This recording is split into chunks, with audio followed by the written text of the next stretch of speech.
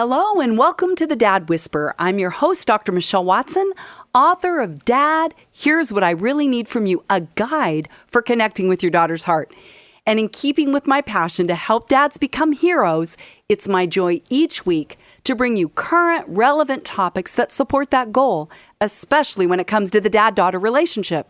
Well, remember that you can always go to my website at drmichellewatson.com, where I have resources for you to put your love for your daughters into action. And as usual, today again, I will be using the template of On Your Mark, Get Set, Go, where On Your Mark is the starting point for the conversation. Get Set gives you stories and stats that make that topic make sense to you in a deeper and fuller way. And then Go is your practical action step where you can put your love for your daughter and your sons into action this week. Well, today on the Dad Whisper, I have some things pressing on my heart that I want to share with you. And to be honest, I've wrestled about whether or not to open up about all of this.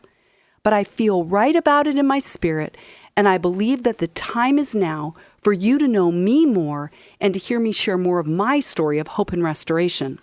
I also want you to know that whenever I have chosen to share my testimony with people, whether privately or publicly, my desire has always been to exalt the healer, which is Jesus, and not the story. Now, I know that some of you listening may not necessarily be on that same page about seeing how Jesus can heal trauma. And yet I'm not trying to force anything on you. I'm simply sharing my story while honoring where you're at in your own process. Because I know that God is exalted in our stories of redemption. So the stories need to be told. I mean, that reminds me of my mom's favorite verse, Psalm 107, verse 1. Let the redeemed of the Lord tell their story.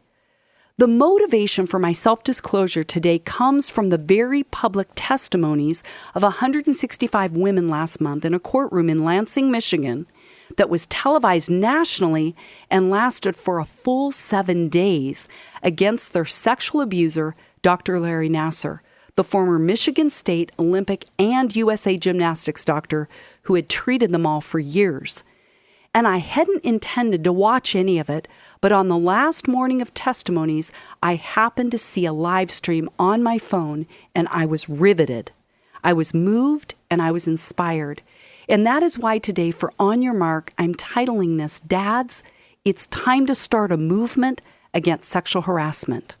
As a result of all that I saw, all that happened nationally in response to the collective voices of female victims who came together in solidarity to expose that man, Dr. Larry Nassar, all the while hearing that each one of them was finally believed and finally honored, some of them having reported this over 20 years ago, I was blown away by not only watching that experience in their lives, but hearing a female judge who was powerful in the way that she supported them in having their voice. And I begin to sense in my spirit that something powerful is beginning to awaken in our country when it comes to sexual assault against women. For too many years, there has been the belief that women are simply reading into things that men do, or I've even heard it said, oh, boys will be boys, men will be men, and on it goes. Yet things have been changing over this past year with the Me Too movement. I'm sure you've heard of it. And especially last month, as the light was turned on this sex offender, Dr. Nassar, where experts, especially those in places of leadership where they should have been protecting children or listening to what was being said, finally are re-examining protocols, even over the last 20 years, while looking again at all the complaints that before now were dismissed or ignored or overlooked, especially against this man. And I believe that's bearing dividends on all of our nation's protocol when it comes to listening to the voices of women when it comes to sexual abuse. And I know this also involves men, so I'm not excluding you. But because my goal is to equip dads of daughters, especially, to dial into the hearts of their girls, this is imperative that we have this conversation today. And I know it's with this 2020 hindsight as a result of this national case that a new era is emerging where women are no longer being told that it's their fault or their problem, or that they need to give men the benefit of the doubt, especially when they're exploited sexually. And as we combine the impact of this trial with the subsequent sentencing of Dr. Nassar, I'm sure you saw that, 175 years in prison added to the 60 that were already given for possession of child porn, and I've even read that some say the fallout is just beginning. I can assure you that this new era of openness and listening and believing women is here. This is why I'm addressing this today, because these issues, dads, impact your daughters, and therefore it impacts you as their fathers. We live in a sexualized culture that daily influences the way your daughters are growing up, as well as how they're being treated by men and how they're being shaped when it comes to what they believe their role is as women in our culture. What I've discovered about myself as a result of watching all of this unfold this past month is that something powerful began to awaken in me as a result of seeing the courage of these women who push past their fears and their shame to tell their stories publicly. And it's launched in me a passionate drive, and I sense that I need to speak up and speak out today. And I want to share with you why this story has impacted me so deeply. And then I want to call you as fathers to action on behalf of your daughters. I know this is heavy content, but it has to be addressed, especially by those of us who call ourselves Jesus followers. There is no way that Jesus treated women as sexual objects. And if you are a dad who claims to know Christ, you have an opportunity to live as Jesus lived when it comes to standing in integrity regarding these issues. As the church, we can no longer turn a blind eye to these difficult topics. So as I ask you as dads to enter into this conversation with me out of love for your daughters, I want to repeat again what title I'm giving today's conversation. Dads, it's time to start a movement against sexual assault. You know, it was a couple of years ago that I had a conversation with a dad who had just read my book. And I remember him saying that as he read my words, he kept wondering if there was more to my story. Then he got to page 206, where I briefly talk about my wounds from my grandfather. And it was then that he said I made more sense. He had wondered where I'd got my passion for fathers of daughters, and hearing my backstory gave him a bit more context. To be honest, I didn't think it was all that important for dads to know much about my sexual abuse history from my maternal grandfather and others. Yes, there are others. But in my mind, it seemed unnecessary to include more than a small section about it in my book, since the focus is on equipping dads to dial into their daughters' hearts. But today, and over this past month, I've been rethinking that decision. Maybe you do want to hear my story. And maybe you do need to hear my story. And maybe my honesty will give you a window into what sexual assault does to women. So I am here today emboldened to ask you as dads to enter into this conversation with me. Because sadly, many of your daughters share in this same reality because they too have been violated.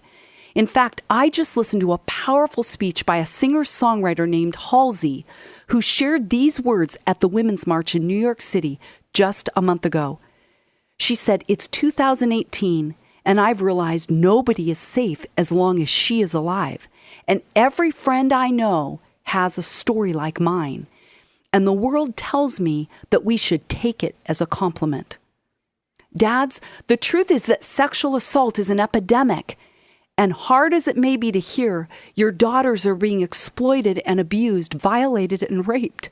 And it's time to make your voices heard to defend them, protect them, support them, and believe them. Even more, we need you. We need you men, you fathers, to challenge the other men in your tribe while leading the way and saying, this has to stop. Last month, when all of this was on the news, I was transfixed as a woman I had never heard of until I happened upon her telling her testimony. Her name is Rachel Den Hollander, and I began to learn that she was the first woman to blow the whistle on Dr. Larry Nassar. And here she was in the courtroom, boldly raising her voice to confront her abuser, all the while talking about accountability and repentance, forgiveness, talking to him about living or not living by what the Bible says, the Bible he'd carried in his hands. And I literally had tears streaming down my cheeks because I could relate to her story. And I imagined myself standing next to her as she gave her testimony. I loved her courage and her clear stance on the truth of what was done to her that was coupled with the truth of who she knew God to be. She felt like my kindred spirit. You see, I remembered back to when I was in my 20s, and I had all the earmarks of someone who had sexual abuse, but I had masterfully learned to stuff it down and cover it well, even though it was seeping out my pores. The truth is that it was also in the 80s, and this wasn't talked about much then. In fact, I still remember a conversation that I had, I think it was about 1983 or 84, when Dr. Pamela Reeves was speaking at an event. And she was the dean at the then-named Multnomah School of the Bible, which, by the way, I graduated from there and have a degree in biblical education from there. And she leaned in and she said to me, I'll never forget her words, "Sexual abuse is starting to come out of the woodwork." And here we are, 35 years later, and all we can say is that Dr. Reeves would have had no idea at the time that we would be seeing what we are today, where sexual violence is a global pandemic. In fact, just this week, I was talking with my mentor of almost 17 years, Dr. Jim Friesen, who's a clinical psychologist and a licensed minister, and he said to me that he believes 1/3 to 1/2 of all women have been abused. Then he went on to say that that means that any pastor in a church who is talking to his congregation needs to have a framework of realizing that at least half of his population is coming from that place, that background, and it is shaping how they're hearing what is being taught. Now let me go back to Dr. Larry Nassar and his trial. When I heard Rachel Denhollander speak a month ago, mind you, again, she started this, even saying she's lost friends in her church because of coming forward. And I saw her stand there confidently confronting her abuser, donned with gentle strength and confident wisdom and a solid conviction. I was so moved by what I heard that there was like this fire in me, and I was compelled. I literally, within the next hour or two, wrote something on Facebook that I posted on social media. I would tell you honestly, it's the most raw and real thing I've ever posted. And I was afraid. I thought, I wonder how people will respond, but I didn't let that stand in the way of knowing that I was compelled. I felt by the Spirit to be more bold, to name my offender, to say how God has met me in this, and to challenge fathers. And do you know what happened as a result of my sharing that? Men and women wrote to thank me. Some shared it with their friends. Some shared their story with me. And I'm not saying this to exalt myself for being courageous. I'm simply saying that we need people, we need women who are taking off their masks and saying, here's my story. I can only pray that as a result of my sharing my story with you today, dads, that it will lead you to have a more open conversation with your daughters. Here's what I shared on social media. As a survivor of sexual abuse and assault by my maternal grandfather and others, I remember all the years where, like Rachel, I lived in my own private hell, where the things done to me kept me from living and enjoying my life. I remember being too afraid to tell my story because I didn't think anyone would believe me. To be honest, I only started having more of a voice publicly about 5 years ago, when I was asked by my mentor of 15 years at the time to share my story at a conference in Seattle.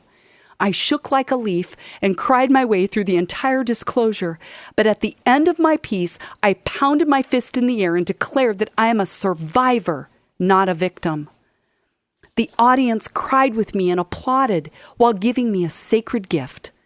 Something broke free in me that day, and I am forever grateful. I believe that every woman who courageously stood up and used her voice this week against their abuser, Dr. Nassar, is experiencing what I did 5 years ago. Rachel Denhollander said that she became an attorney to stand up for victims of sexual assault, but added that once her story became public a few months ago, many people chose to actually discredit her work because they believed that she was biased now.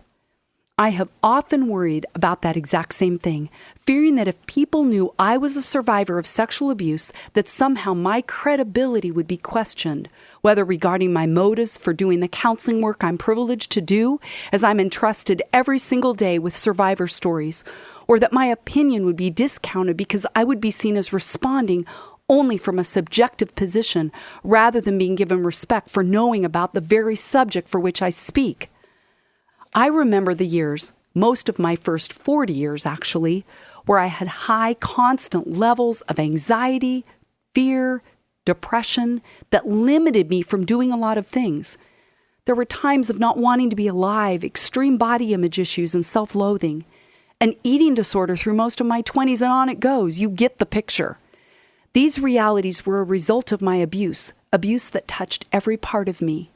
So to hear Rachel stand up and address her abuser head on made me think about the time in my own journey where I wished I could have confronted my grandfather, but he was dead by that point. So I wrote a letter in my journal that I pretended was going to be printed in the Granite Falls Times. I wanted everyone to know that the man they saw as a positive contributing member of their community, as a Bible teacher, a radio host, a man of the cloth, a school board member, and a farmer, was also indeed a pedophile and a sexual offender. I chose to forgive him then and release my anger to God. That decision has held, and I do not hold unforgiveness or bitterness toward him or any of my abusers. As a result, Jesus has met me in my process, and I have been released from my attachment to abuse. My abuse no longer defines who I am.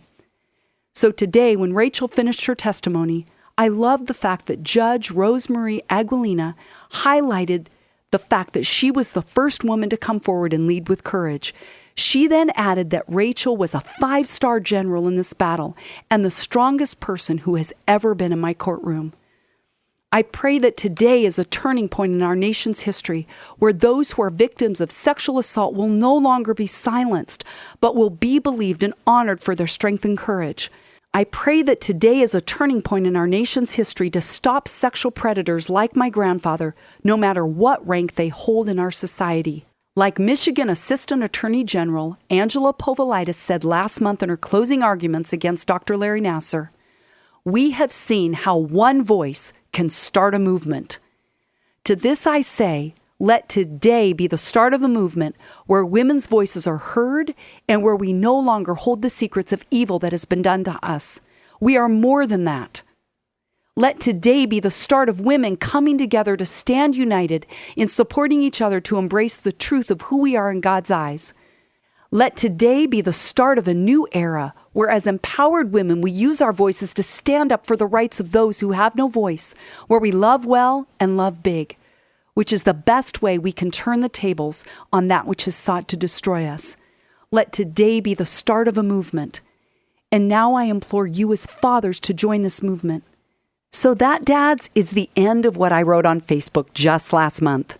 Yes, I know it's intense, and yet as I said earlier, I believe now is the time for us to talk openly about these things so that you as fathers know that you are being called to action because we as your daughters need you to fight for us. And I trust that you know me well enough by now to know why I'm passionate about this topic. Yes, in part it's due to my own sexual abuse history, but it's also tied to the stories that I've heard from women, not only that I've mentored, this goes back to when I was 19, so again, over almost 4 decades, but even those women in my counseling office over the past 20 plus years, where these stories of sexual abuse, harassment, exploitation, all those kind of themes emerge often, as I'm sure you're not surprised. So that's why I'm coming to you as fathers, asking for your support. Now, I recently heard someone say that Satan knows that if someone experiences just a few minutes of sexual abuse, he has them for a lifetime. If you have been abused or you know someone who has been abused, you know this is true.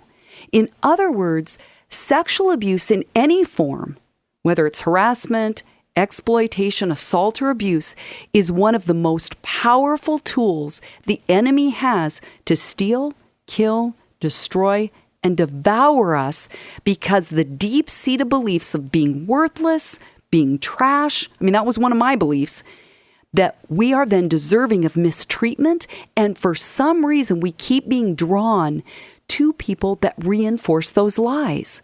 It's crazy how that happens. So here's what I know now that I didn't know then. The seed of abuse that was planted from my grandfather and others was later watered, I guess you could say, by the guy I dated who reinforced the lies that had been sown into my life at an early age. I already hated myself, and he seemed to know just how to partner with those realities, and he fanned that hatred, that self-hatred, into flame. He knew how to keep me living as a victim instead of a victor. So this is what I mean by the enemy using a few minutes of abuse and then how the impact lasts long after those moments. Dads, your daughters need you to stand up and fight for them so that that which is sought to destroy them will not take them down, so that that which the enemy has sought to make them believe about them that is destructive and tearing them down, will be countered by the truth that you give them, because you are a conduit of the love and the truth that Almighty God has for your daughter. I have shared my story with you today so that you can know that many of your daughters, like me, have sexual trauma that gets in the way of them living healthy and whole lives, despite the fact that we wish we were strong and more confident. Let me say it again. This is why you are absolutely necessary in this battle. You are needed as men of action, and your daughters need you to join them in this movement. Dads, there are 6 things that I will be mentioning here, and these are your go steps, your action steps. As I read these things that I have listed, ask yourself, which of these do you need to kick into gear today? These are ways, Dad, that you can join the movement to support your daughter and start a movement against sexual assault. Number 1, it's time to hear the stories of your daughters when it comes to knowing how they are being treated by men.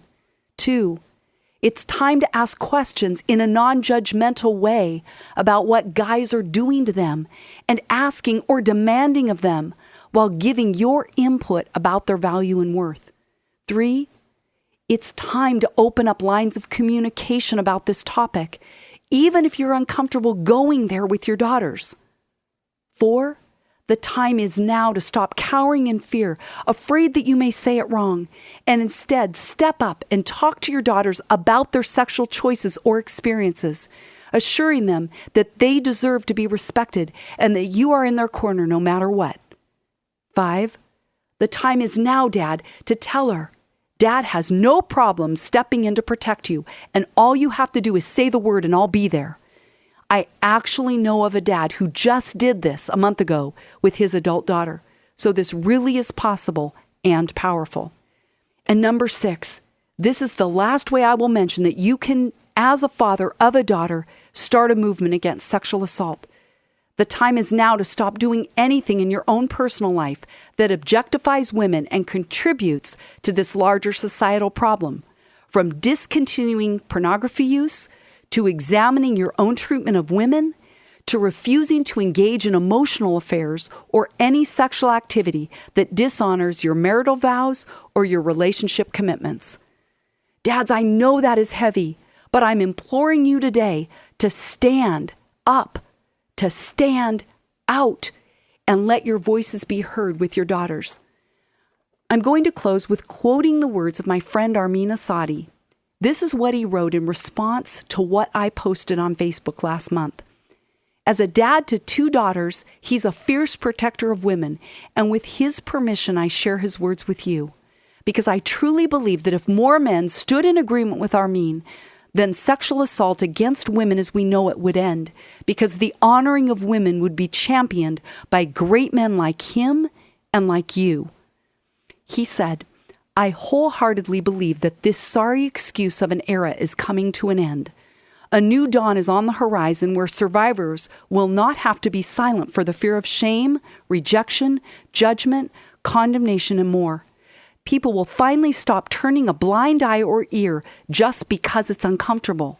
The actions of brave women like yourself, the many women of Hollywood, and many more are finally seeing the fruit of bold courage after thousands of years of the same thing. I applaud you and all the women like you. It's sad that it has to be trendy for people to get behind those who have been persecuted for this movement to take place. But regardless, it has begun, and there is nothing that will stop it at this point, as long as people don't stay silent. Thank you, Michelle, for being the bold, courageous, loving, and inspiring leader that you are. Absolutely honored to know you and call you my friend. Boldly forward. Oh, his words brought tears to my eyes, and I'm so honored that I could share what he said with all of you, because he is a man's voice leading the way in calling men to attention. Dads, to you I say, the time is now for every daughter to have her father standing alongside her, united in solidarity, as together they powerfully use their voices to tell men everywhere that sexual harassment, exploitation, assault, and violence against women can no longer be tolerated. The time is now for every daughter to speak out and tell her story without fear, confidently knowing that her dad will be her first hero to believe her. He will be the first in line to support her through her healing process. You heard me earlier quote the Michigan Assistant Attorney General when she said, "We have seen how one voice can start a movement." Dads, I seek today to be one voice that speaks to you and says, we need you, dads, in our corner. Dads, it's time for each of you, one by one, to use your voices to start a movement where fathers everywhere step up and stand up against sexual violence and sexual assault on behalf of your daughters. Dad, let today be the day that you start a movement.